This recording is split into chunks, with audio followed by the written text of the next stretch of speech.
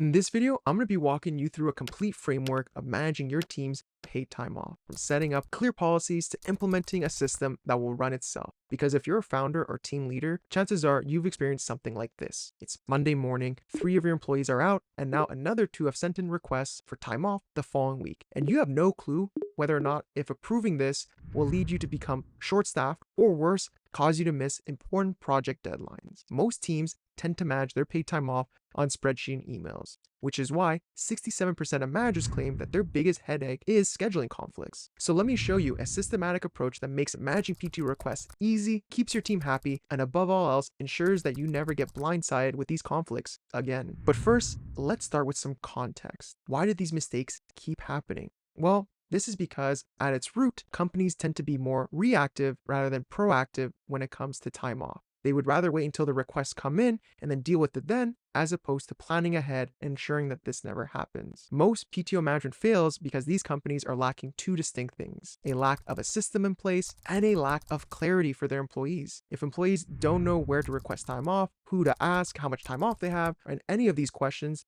then they have failed when it comes to their PTO management process. And you might be thinking to yourself, well, it's just PTO. What's the real cost there? Well, if your employees are having trouble taking time off and can't easily do so, that leads to increased rates of burnout. And studies have shown that when employees have burned out due to a lack of bad culture, they tend to not come back, which in turn creates this vicious cycle where you're constantly losing employees, trying to hire new ones, and can't achieve your growth targets. But the good news is that this is easily fixable, and we just need to address the three pillars of PTO management, coincidentally called the three Ps: policy, process, and platform. And we're going to break down each of these in the coming minutes. Let's start with the first pillar, or first P, which is policy. The first thing you need to decide on is how much PTO do you offer as a company. Now, of course, there are legal standards that you need to adhere to, so I suggest starting with the local leave laws for either your state or country and going from there. Now, keep in mind that that is the bare minimum, and if you do want to stand out as an employer, you should probably offer a little bit more or be more flexible when it comes to the policy. Other important considerations to make are whether or not you want to have blackout periods, i.e. periods where employees cannot take time off, and how you can communicate that ahead of time. Notice requirements when it comes to a minimum amount of time that they need to let you know, as well as what is the maximum or minimum amount of time that they can take off. Some companies like to enforce a full day policy, while others, again, are more flexible and will offer hourly or half day leaves. Do you require coverage requirements? Is that part of the policy where if the employee requests time off, they need to have a plan in place or someone to take the workload from them? This is probably more common in the hospitality industry, but again, is an important consideration to make when working on your policy. Approval hierarchies should also be considered when writing out your policy. In larger organizations, typically it does go through the manager, but perhaps in smaller ones, you do want to have multiple approvers so they can see who's off at any given time. And last but certainly not least, when it comes to your policy, there are the documentation requirements. When someone submits a time off,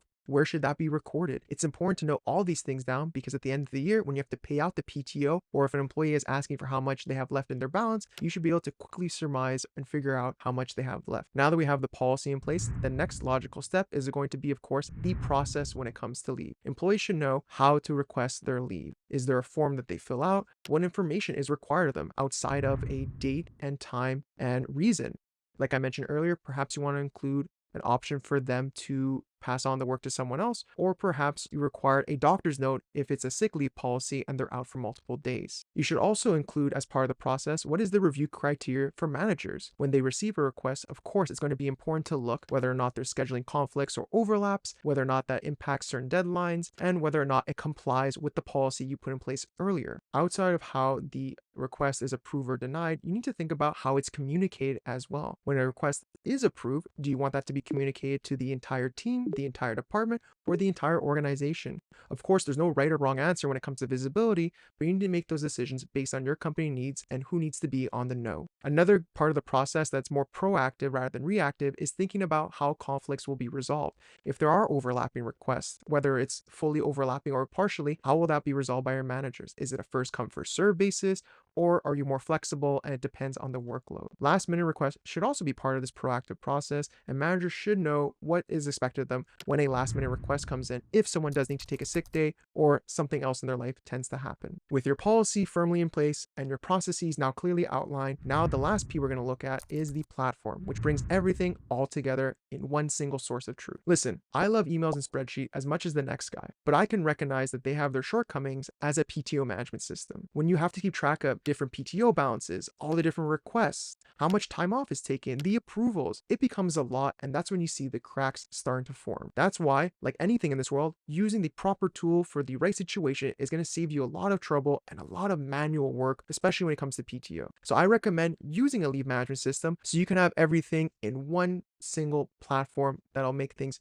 so much easier for you. Now, of course, there are many platforms out there, but I recommend using a platform like Vacation Tracker because it does address all the different problems that tend to come up. A proper leave management system does more than just keep track of records. It gives you different types of views that you can look to better plan ahead, such as the dashboard view, calendar view, or even a wall chart view so you can see who's in or out at any given moment. It also makes it easy to keep track of all your different leave policies, including how much quota they're allowed, whether there's approval required, and if you have multiple locations, knowing which location they are applied to. Did I mention it also takes care of handling the leave requests? So again, when someone goes in to request their leave, the information we talked about before, such as putting the dates and knowing whether or not someone else is on leave during this period, is going to appear automatically and again, reduce the amount of human error that might exist. The best part about using a tool like this is by far its integrations. While you can't see it here, it does integrate with Slack or Teams so you can see notifications, but also if you like having things in your calendar, you can connect directly to your Outlook or Google Calendar. I can go on and on about why Vacation Tracker is so good, but you should try it for yourself really and experience the difference when it comes to PTO management. Now that we've covered the 3 Ps, I do want to take a step back and look at the bigger picture when it comes to PTO management, because there are some intangibles that are inherently tied to your company DNA. When it comes to PTO,